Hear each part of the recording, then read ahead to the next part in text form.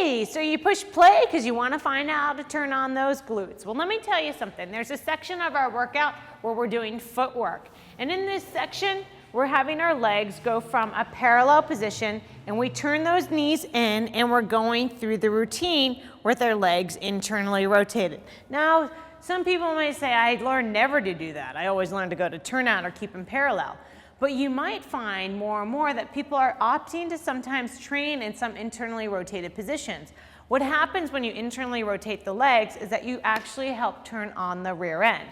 Why? Because you're giving it, the rear end, a quick stretch. And a quick stretch turns it on. Just so you note, when you take a step, you create this chain reaction that gives your femur a quick internal rotation. That internal rotation gives a stretch on the glutes, and bam, you turn it on.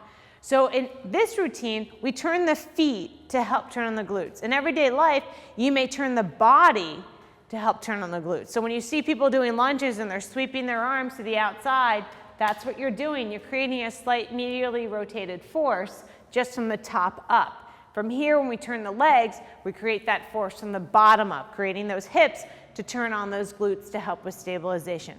So that's just a helpful tip and help you understand why we decided to put that into our routine. The other thing you want to note is that you don't necessarily want to go from a fully internally rotated position when someone starts learning.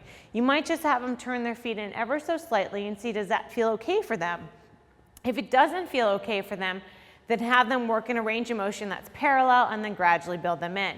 If that still bothers them, you can create other techniques to help them facilitate that internal rotation. Maybe you have them squeeze something between their ankles, or between their knees and pull out with their ankles so that they feel like they can create that internal rotation and turn on the glutes. And that hopefully will help you create a better stabilization through the knee, better stabilization through the hips, and get those hips firing for everyday life.